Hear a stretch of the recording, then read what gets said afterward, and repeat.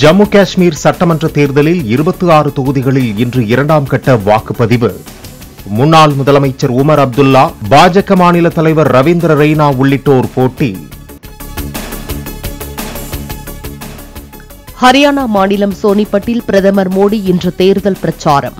பாஜகவுக்கு மகத்தான வெற்றியை தர வாக்காளர்கள் தயாராக இருப்பதாக எக்ஸ் தளத்தில் பதிவு. 3 நாள் அமெரிக்க பயணத்தை முடித்துக் கொண்டு டெல்லி திரும்பினார் பிரதமர் மோடி. தனது சுற்றுப்பயணம் பலனளிக்கும் வகையில் இருந்ததாக வலைதளத்தில் பதிவு. இலங்கை நாடாளுமன்றத்தை கலைத்து உத்தரவிட்டார் புதிய அதிபர் அனுரகுமார திசாநாயக்கே. நவம்பர் 14ஆம் தேதி இலங்கையில் நாடாளுமன்ற தேர்தல் நடைபெறும் எனவும் அறிவிப்பு. இருதரப்பு உறவுகள் குறித்து நியூயார்க்கில் மோடியுடன் விவாதித்தது திருப்தி அளித்ததாக உக்ரைன் அதிபர் ஜெலன்ஸ்கி பதில். உக்ரைனில் அமைதி மற்றும் ஸ்திரத்தன்மையை மீட்டெடுப்பது தொடர்பாக விரிவாக விவாதித்ததாகவும் தகவல். தமிழ்நாட்டின் திட்டங்களுக்கான நிதி கோரி செப்டம்பர் 26, 27 ஆகிய நாட்களில் முதலமைச்சர் ஸ்டாலின் டெல்லி பயணம். பிரதமர் மோடியை நேரில் சந்தித்து மத்திய அரசு தர வேண்டிய நிதியை வலியுறுத்தி பெற இருப்பதாக அறிக்கை. தமிழக அமைச்சரவையில் மாற்றம் இருக்கும் என முதலமைச்சர் மு க ஸ்டாலின் அறிவிப்பு. மாற்றம் இருக்கும், ஏமாற்றம் இருக்காது என அமைச்சரவை மாற்றம் குறித்த கேள்விக்கு பதில். சார், ரொம்ப நாளாவே இந்த அமைச்சரவை மாற்றம், அப்புறம் அமைச்சர் உதயநிதி அவர்களுக்கு துணை முதலமைச்சர் பதவி அப்படிலாம் இருக்கு. நீங்களும் விரைவில் சொன்னதை செய்வோம் அப்படின்னு சொல்லியிருக்கீங்க. அதுக்கு ஒரு பதில்.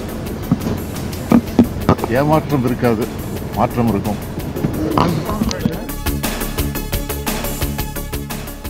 அமெரிக்க சுற்றுப்பயணம் குறித்து அமைச்சர் TRV ராஜா வெளியிட்ட அறிக்கையை வெள்ளை அறிக்கைதான் என முதலமைச்சர் மு க ஸ்டாலின் பேட்டி. அதிமுக போல ஏமாற்றும் நிதி முதலீடுகளை தாங்கள் பெறவில்லை என்றும் கருத்து.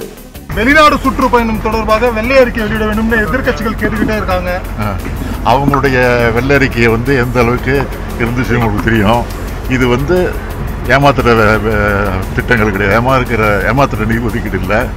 அதனால ஏற்கனவே இன்னைக்கு ராஜா தெளிவா இதுக்கு விளக்கம் கொடுத்திருக்காரு. அதுவே வெள்ளரிக்கை தான்.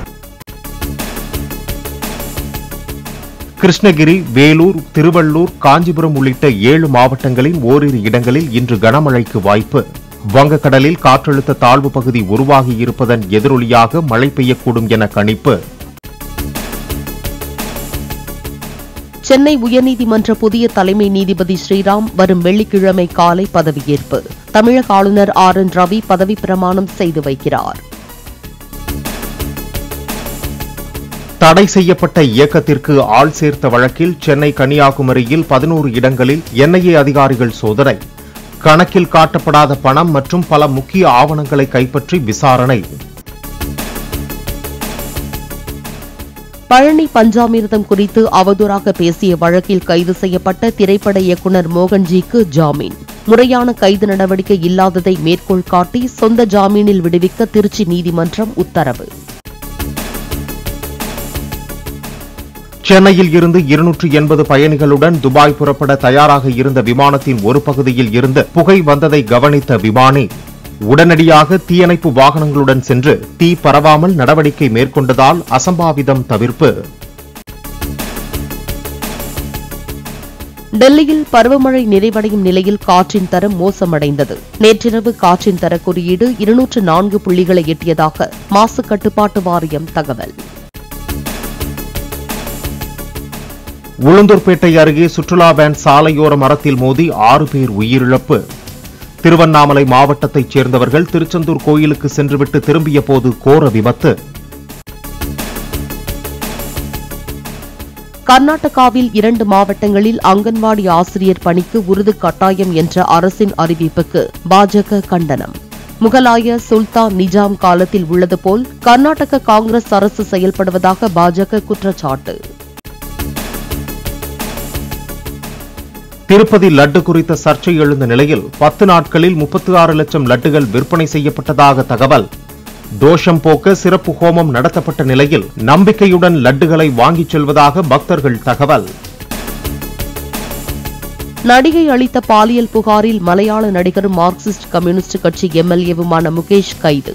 சிறப்பு விசாரணை குழு முன் விசாரணைக்கு ஆஜரானவர் ஏற்கனவே முன்ஜாமீன் பெற்றிருந்ததால் உடனடியாக விடுவிப்பு.